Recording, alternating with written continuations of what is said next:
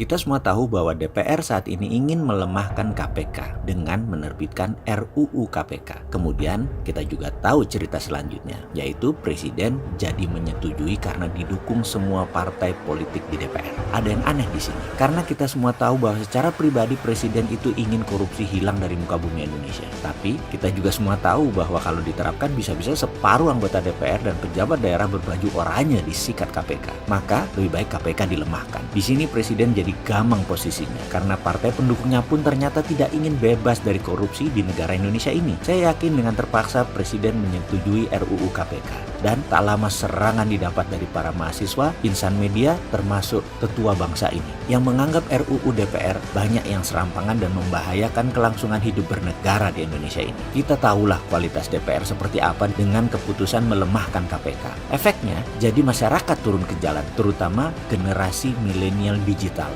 atau generasi Z, yaitu mereka yang lahir di atas tahun 1997.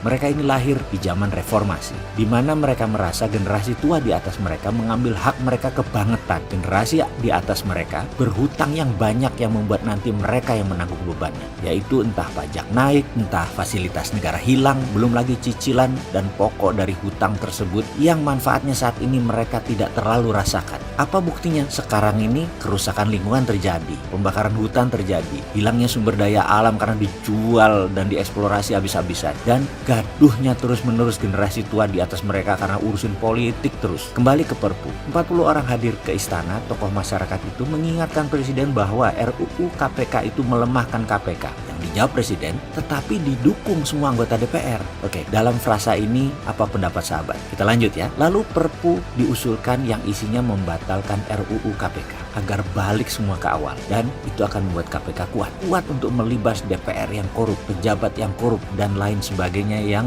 membuat tanah air kita disebut negara korupsi hilang. Maka kita sekarang menghitung suara toket, tanda tangan Perpu atau tidak. Tanda tangan Perpu itu pro rakyat. Perpu tidak ditandatangani artinya pro DPR yang melemahkan KPK. Waktunya sudah mepet loh. Dan kok saya feelingnya Perpu nggak ditandatangani ya? Atau apa yang terjadi setelah itu? Rakyat pasti turun ke jalan. Selama masa pemerintahan ke depan akan banyak gangguan karena trust atau kepercayaan kepada pemerintah turun drastis. Atau pilih Perpu ditandatangani. Maka selama menjabat, parlemen DPR akan terus ngerecoki pemerintah melalui gedung kura-kuranya itu. Sama, pemerintah ke depan akan oleng terus ke depannya. Banyak intrik politiknya. Jadi pilih yang mana dong? Ke depan, mari kita lihat kualitas pemimpin bangsa ini.